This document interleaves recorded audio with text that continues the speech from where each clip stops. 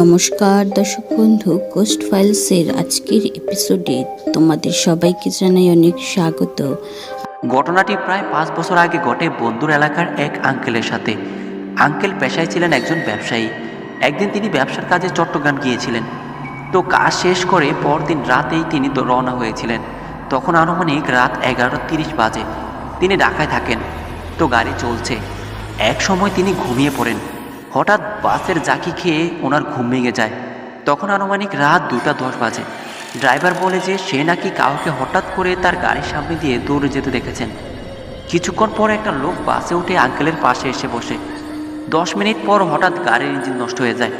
এমনকি সাথে সাথে হেল্পার নিচে নেমে খেয়াল করে বাসের একসাথে 3টা চাকা নষ্ট হয়ে গেছে।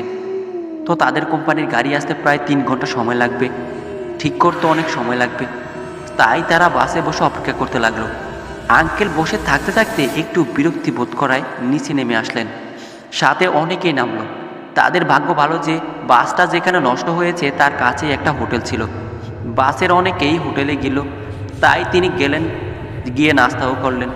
নাস্তা সেরে সবাই গাড়িতে উঠলেন, কিন্তু আঙ্কেল উঠলেন না। তিনি একসময় খেয়াল করলেন যে বাসে তার পাশের সিটে যে লোকটি বসেছিল সেই লোকটি তার কাছে আসছে। লোকটা এসে বলল, ভাই বাস আসতে তো অনেক দেরি হবে, ঠিক করতেও অনেক দেরি হবে, চলুন একটু হেঁটে আসি। আঙ্কেল তার কথা রাজি হয়ে গেলেন।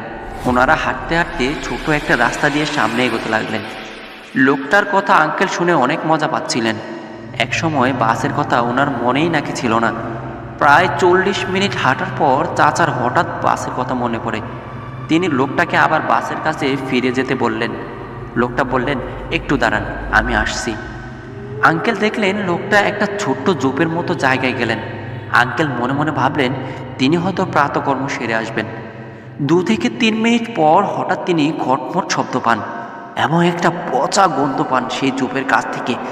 তিনি জোপের কাছে গিয়ে যা দেখলেন তাতে তিনি কেমনে ওইখানে টিকেছিলেন তা আজ পর্যন্ত আঙ্কেল নাকি বিশ্বাসই করতে পারেন না। তিনি দেখেন যে লোকটার পুরো শরীর পুজে ভরা এবং সে নিজের হাত চিবিয়ে খাচ্ছে। আঙ্কেল লোকটার এই দৃশ্য দেখে খুব ভয় পেয়ে যান। লোকটার পুরো মুখ রক্তে মেখে আছে।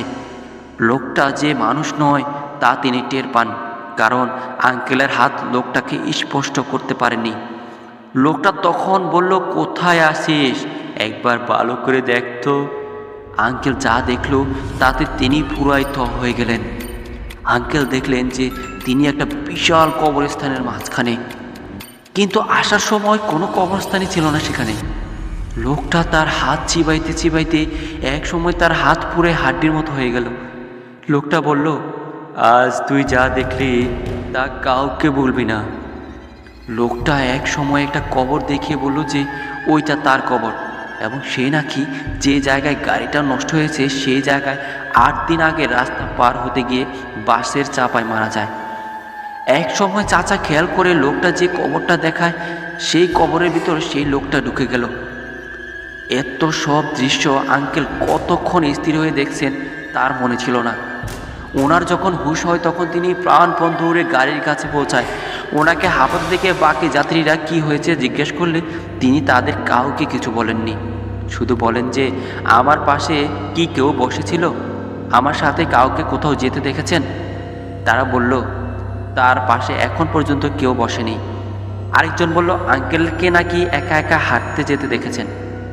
মিনিট 15 পর গাড়ি চলে আসে এবং তিনি বাড়ি পৌঁছে ঘটনাটি সবার সাথে শেয়ার করেন। আজ আঙ্কেল বেঁচে নেই। 2.5 বছর হলো তিনি রোড অ্যাক্সিডেন্টে মারা গেছেন। ওনার পরিবারের অনেকেই বিশ্বাস করে যে লোকটা ওনাকে সেই রাতে কথা বলতে নিষেধ করেছেন। সেই রাতের কথা আঙ্কেল সবার সাথে শেয়ার করেছেন। এই জন্য নাকি ওনার মৃত্যু সেই লোকটার মতোই হয়েছে। আপনাদেরকে বলি, আমরা হয়তো অনেকেই গভীর রাতে বাসে উঠি, কিন্তু আমরা কখনোই বুঝতে পারি না আমার পাশে যিনি বসে আছেন, এমনকি এই গাড়ির বাকি যাত্রীরা মানুষ কিনা। তাই রাতে কেউ আপনাকে কোথাও নিয়ে যেতে চাইলে ভুলেও যাবেন না। আজকের ঘটনাটি এই পর্যন্তই। সবাই নতুন ঘটনার জন্য আমার এই চ্যানেলটি সাবস্ক্রাইব করে পাশে থাকা বেল আইকনটি প্রেস করে অল করে রাখবেন। ভিডিও আপলোড করার সাথে সাথে আপনার কাছে পৌঁছে যাবে। সবাই ভালো থাকবেন, সুস্থ থাকবেন।